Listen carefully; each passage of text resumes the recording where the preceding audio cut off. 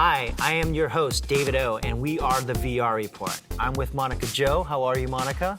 I'm great, thanks, David. Monika is a proponent, a VR evangelist, and actually has a really cool project about a museum in virtual reality. Monika, can you kind of like brief our audience about what your project is and where it took place, and give them kind of an understanding of what you're doing now? Sure, so the VR Museum is a temporary installation, and I curated some pieces from some of the VR luminaries here in the Valley to bring some cool VPL gear and some old head mounts and some other artifacts to share with the VR community. And it's been a great project, and the hope is someday there'll be a permanent home for all of these cool VR gear.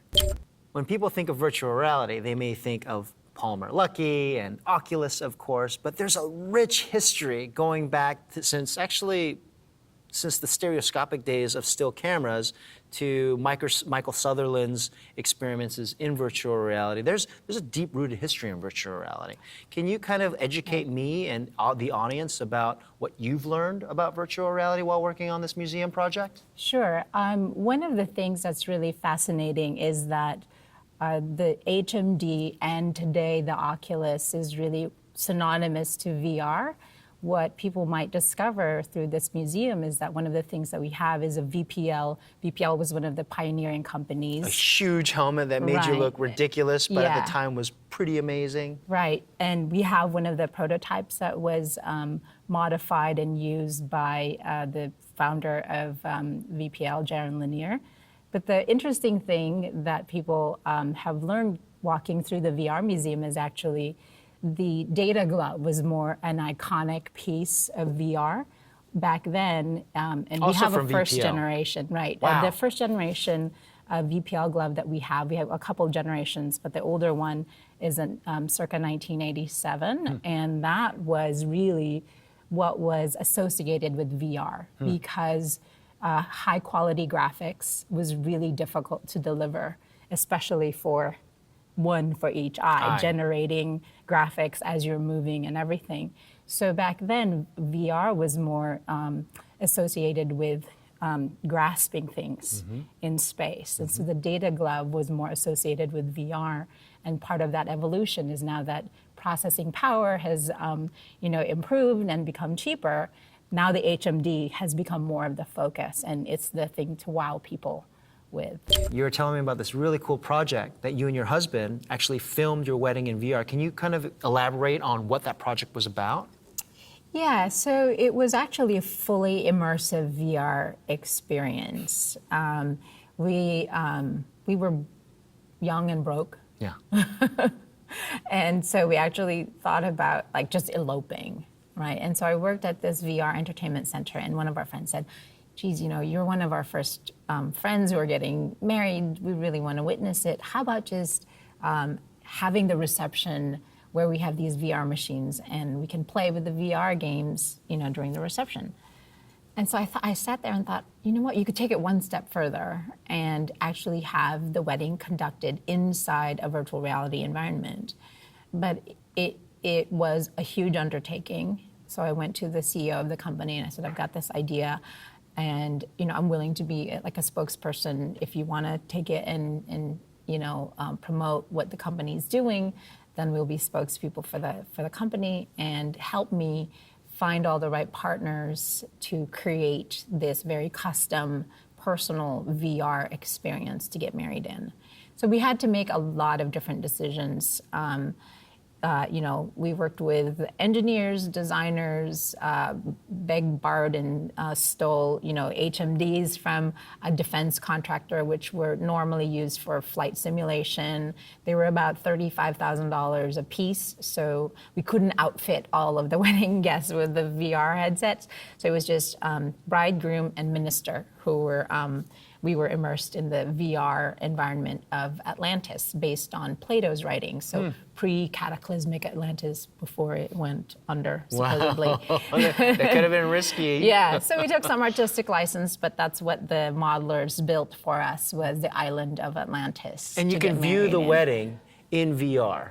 Yes. Wow, that must have been powerful. I've got to check that out. Yeah, so, we, it was an interesting decision-making process of, deciding what we were going to look like, what our avatars were going to be, and also where we were going to get married in virtual reality, because it was wide open.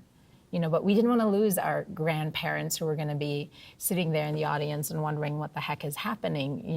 We didn't want to be in like an abstract, fractal kind of world. So we wanted it to be somewhere recognizable, but impossible to get married in, right? So we picked Atlantis. And then were people all congregated and they would put the VR headsets on and then they would see you and your husband in Atlantis getting married? Actually, it was bridegroom and minister being immersed, and so they saw our points of view on video walls. Oh, wow. Okay. And so, evidently, I moved around so much, I made our wedding guests a little motion sick. sickness, Yeah. Still, little motion sickness, this is what it takes when you get married. Butterflies. So, we created this VR world. The price tag was around $1 million back in 1994, Incredible. given how much time went into it. And it was powered by Kubota Graphics. Wow. Kubota is a Japanese company that usually is known for tractors, That's right. but they competed with SGI for, providing the workhorses for VR. Incredible. And so it was all very much handcrafted, hand-coded. Everything was sort of bespoke VR, if you will. So it was an amazing journey. And one of the things that we also did was VR. We talked about the evolution of HMDs and stuff back then, and maybe sometimes even now. The audio portion, the audio sense of your senses, the audio part of your senses, is oftentimes left neglected. out. Yeah. And positional always sound is very important. There's sound in the real world, so slap it on. Yeah. I didn't want that to happen, so one of the things that we did was we asked our friends who were musicians to sit with the designers and the engineers from day one, and we said, score the wedding experience like you would score a movie. Because it was that important to us. Happens And so once in a all of lifetime. the little effects, like if you were walking on marble floors in the temple in Atlantis, what would it sound like? All of that fun stuff. And so a lot of thought, probably got married the hard way, but we're still married. That's great. I think maybe that's what VR solidified it. Yeah, congratulations. Yeah, thank you so much. That sounds like a cool project. Thanks for sharing that. Well, Monika, I'm looking to bigger and better things about the VR Museum. I'm really excited about it. And I'm really thankful that you came to the VR Report today to talk to us. Thanks for And I having learned a lot. Okay. Thank you so much. This is Monika Jo from the VR Museum, and I am David O, your host. Thank you.